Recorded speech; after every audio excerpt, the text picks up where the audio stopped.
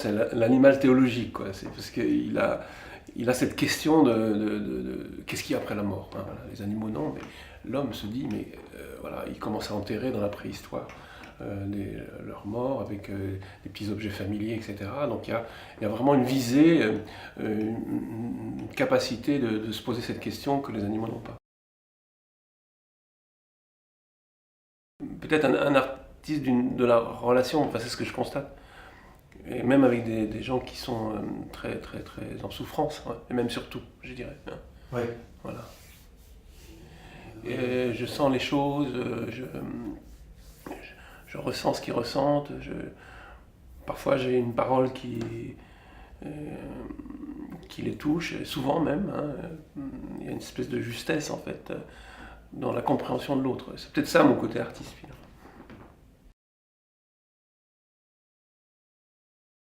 J'étais dans une école militaire préparatoire, de la 6e à la terminale. C'était une école militaire avec des sous-officiers qui étaient un peu caractériels, c'est pour ça qu'on les mettait là, et c'était quand même très violent. Donc il a même fallu que je survive dans cette école militaire. Donc effectivement, là, oui, la violence était quelque chose qui était presque incontournable, quoi, pour se faire respecter, voilà.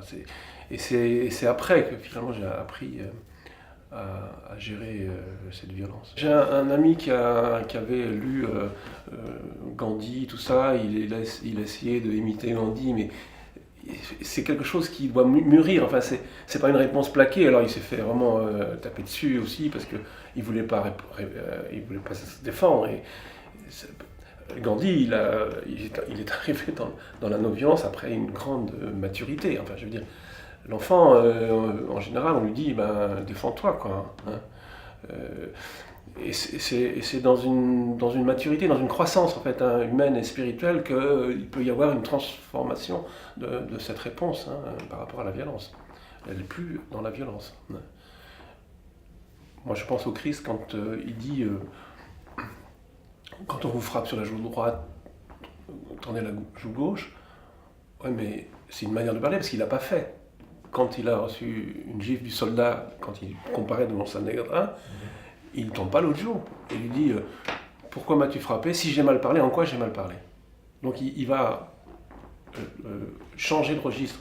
Il ne va pas se laisser faire. Il va dire mais voilà, en quoi j'ai mal parlé? Donc il va changer de mode, hein, de modalité. Donc c'est plus la violence physique, c'est l'explication avec le verbe, avec les paroles. Le père Maximilien Kolb, dans Deuxième Guerre mondiale, il était à Auschwitz et tout ça, il a pris la place d'un père qui devait mourir, et lui il a pris sa place, et il l'a fait vraiment dans la joie, ce qui est complètement paradoxal, dans une espèce de joie. Donc ce qui est complètement inhumain, si je puis dire, hein. Ça, ce n'est pas explicable par les forces humaines. Donc c'est vraiment cette idée que se relier à plus que nous-mêmes, se relier à des forces de vie comme ça, qui nous dépassent, qui nous traversent. Alors là, oui, il y a des choses possibles, mais on ne sait pas d'avance, quoi. La réponse de Dieu, elle est après l'expression de la colère, l'expression de la détresse, l'expression de la souffrance, il y a une réponse. Parce qu'il y a de la place à ce moment-là.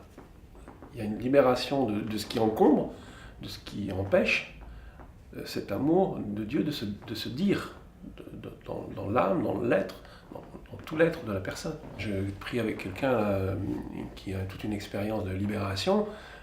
Il a fallu 14 ans, hein, pour en arriver là, hein, pour que ça sorte. Il avait été abusé sexuellement, il a fallu sortir tout ça. Ça a mis 14 ans, quoi, dans une angoisse terrible, etc. Et maintenant, ce type-là, il rayonne, quoi. Il rend au centuple ce qu'il a reçu, hein. L'engagement que j'ai, moi, m'aide à transformer cette énergie qui est l'énergie de la libido en don de moi-même. Voilà, mais c'est pas facile, c'est pas facile. Désirer, oui, mais c'est ça, finalement, le combat, hein. C'est de voir dans cette personne, non pas un corps, mais une personne, hein, qui n'est pas forcément... qu'on n'a pas à conquérir, hein, qu'on a à accueillir en tant que personne, et pas en tant que corps privé du reste, quoi. Hein. C'est de pas s'arrêter au corps, c'est d'entrer dans la réalité de la personne, de l'aimer comme une personne, et pas comme une conquête. Dans ma vocation à moi, hein, hein. C'est mon travail en fait. Hein. Après, les gens qui sont mariés, il faut aussi qu'ils choisissent leur femme tous les jours. Hein. Puis il y a la secrétaire, et puis il y a celle qui passe dans la rue, etc. Mais il faut qu'ils rechoisissent leur femme tous les jours.